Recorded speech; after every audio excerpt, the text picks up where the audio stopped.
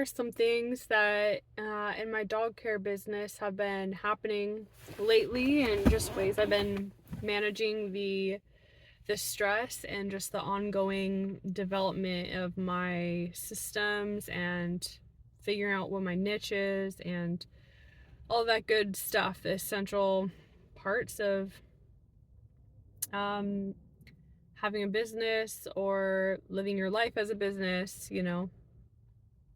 um, or just making changes in your life and your already present business. So, anyway, um, lately there's been a lot of choices I've been making to filter clients out. And there's a part of me where it feels scary, right? Because I have this fear that it's just like, we can always have these fears of what if the clients that we are saying no to, they actually end up being kind of what we have to deal with, or what if it means that there is some flaw about us for why we can't stick with these clients. And how I've dealt with that is thinking, it doesn't matter if there like could be theoretically what some kind of like idealistic relationship we imagine it should be with a client, or what imaginary service we feel like we should provide, or what our perfectionistic standards would be of how we're supposed to perform. The whole thing is we're learning to deal with ourselves authentically. We're learning to not be like, oh, I should force myself to do this because it is the only way to comply within the constraints that I've seen as the only way that people have described success to me, or I've seen the examples I've seen for how to get to success. um it's for me, it's very much this process of being like, okay, I know my authentic limitations and I know my authentic strengths, and do I want to use up so much energy trying to stand strong in face of feeling uncomfortable or hurt, um or do I want to hold out and wait for the situations with clients that are actually as nurturing, and the things that are uncomfortable? It's not, I think some of us who have had to deal with abuse and just we have so much trauma, we can kind of become warped in our definition of abuse versus discomfort, and we can tend to tell ourselves, or if you've had panic attacks or other things where you've kind of had to really focus on CBT and talking yourself down from emotions, especially in situations where it wasn't safe to feel emotions. Now, in a different, more safe time of my life, I'm focusing on realizing there's a difference between discomfort and incompatibility, or being complicit in abuse to myself, because ultimately when other people are hurting me, a lot of times it is me abusing myself by putting myself in these situations where people can have access to me. I mean, for me, if I start to feel like like really angry, or like my mind is having any of these things where it feels like a wound is just salt being poured on an open wound, it just feels bad in my body, it feels bad in my mind. I all of those things, it really drags us down and can be distracting. And maybe one day we will know that, like, one day we will be ready to take on these types of clients, because our nervous system will be different, and we will have a better support system, and we will have just more systems to be confident that we have made people jump through hoops. So we feel like clients are kind of self-filtering themselves out, and we can trust more and feel safer with the people who do get in past the hoops, or just all different ways. that contribute to us being able to feel safe and rewarded by the interactions with clients. And there's, I think for me, I'm learning it's so important for me not to be thinking like, what would other people think of this? How do other people think or feel about this? And when a client talks to me a certain way, and just trust my own emotions about it, and not be looking to like, what should I be experiencing? What do other people experience? But more about like, well, this feels fine for me. Other people might be upset by it, but this feels fine for me. Or other people might not be okay with this. But other people might be okay with this. But for me, I'm not okay with it. And I think so much that it's so crucial for us to nurture our vulnerabilities and shield them. I know there's a lot of talk in like self-help world about being vulnerable. But I think for me, I misunderstood that phrase, and I thought it was supposed to be like, make myself vulnerable and feel pain so I know what I have to change about myself. That is how I took it. And nowadays, how I'm taking that phrase, like be vulnerable, is it's more like be vulnerable, like authentic, like allow myself to authentically feel my emotions so I can be better informed of how to take care of myself and protect my vulnerabilities, like I'm not trying to do backflips, trying to morph and change clients, trying to like force my systems to be more evolved than they currently are, force my selection of services to be more evolved than they currently are. I'm not like trying to force that instantly to retain and hold on to every client, I'm much more about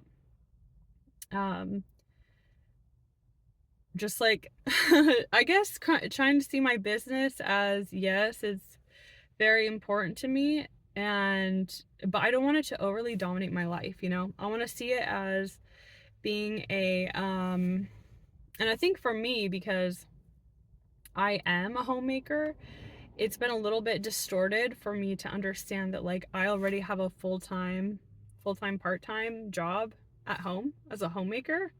So like that is literally my full-time job. And on top of it, I can't be trying to add in a whole other full-time job on top of that. I think that is the metaphor that helps me to understand like how much time and energy I should be involving into my business. And it's kind of similar for, how people say like, don't quit your job, when you're first transitioning. Sometimes you need to get a better job first so that you can be stable and secure enough in order to do all this internal changing and the work that it takes to develop your own business and to be able to stay in it, for it to be sustainable and the learning process to be supported. So sometimes you got to change your job, your full-time job, whether your full-time job is a homemaker, something out in the world that isn't homemaking.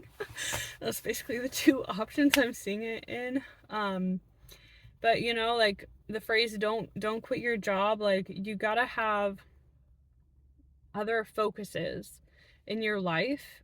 And because I think it's kind of like similar compared to relationships that can become abusive. The potential for abuse is within the person, not the relationship structure itself.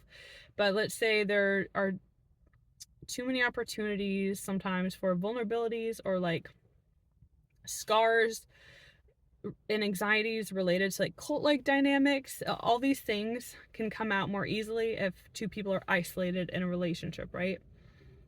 You can feel overly dependent upon each other, even if you don't really have that actual reason to be that afraid.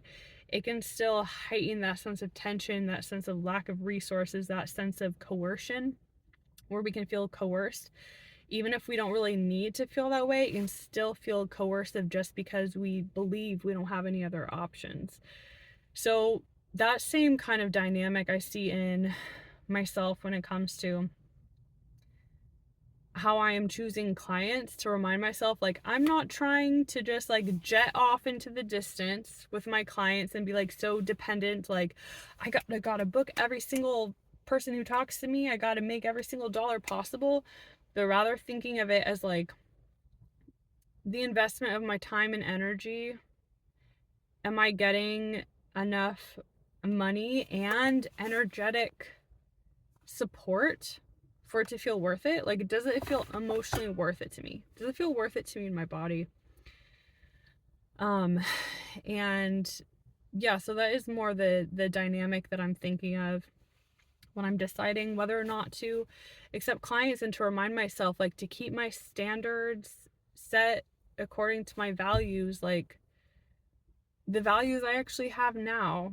And there have been many people that I've been saying, like best wishes, like I'll send you off with good advice, or good, like some kind of sense of like it's not you to blame, it's not me to blame, like it's just not compatible. You know, there's been a lot of people that I've been just sending them off in that way, and it feels really good, honestly. It feels really good to um I mean, I'll probably think of a better phrase for this in the future, but it feels really good to reject people, and it feels really good when people are rejecting me, because this is like, to me, it's reminding me that I'm in this stage where I am remembering like the crucial beauty of filtering one another out, and that there doesn't have to be hate or like bad blood present to filter one another out. It's a matter of like self-respect. Like, honestly, sometimes we can love and respect and like validate other people best, or other people can validate us best by rejecting one another, to be like, I honor your time and energy, I'm not able to provide what you're seeking, and I know I'm not able to provide it because you're upset, or I'm upset, you know. So anyway, my phone's getting overheated, so I'm gonna have to stop this, but those are just some thoughts that I was having today. And yeah, trying to focus my energy more on enjoying. I'm gonna go like this to try to make this last a little longer. But I'm trying to just focus my energy on more enjoying my life as a complete, like, holistic human being, instead of just seeing myself as like a robot who's trying to perform and succeed in business and earn money, and see myself as like not realizing that the kind of spiritual wellness, it's not the right words, but the kind of spiritual experiences I'm having in my whole picture life, those are the kind of things that are going to help me keep on coming back to myself, and to keep on feeling secure and inspired, and have extra energy to be able to develop my systems and my business, and to be able to, you know, just make decisions that I believe in, and to continue developing things with the right client base, the right clients who I can actually rely on, that they're actually compatible, so I'm not overextending myself to try to keep them and convince them. And, you know, anyway, hope this is helpful in some kind of way. And best wishes to you and your own ways of navigating your creative process, your own ways of, you know, understanding your life as a business, whether or not you're actually running your own small business, or if you are developing it. Anyway, take care. Bye.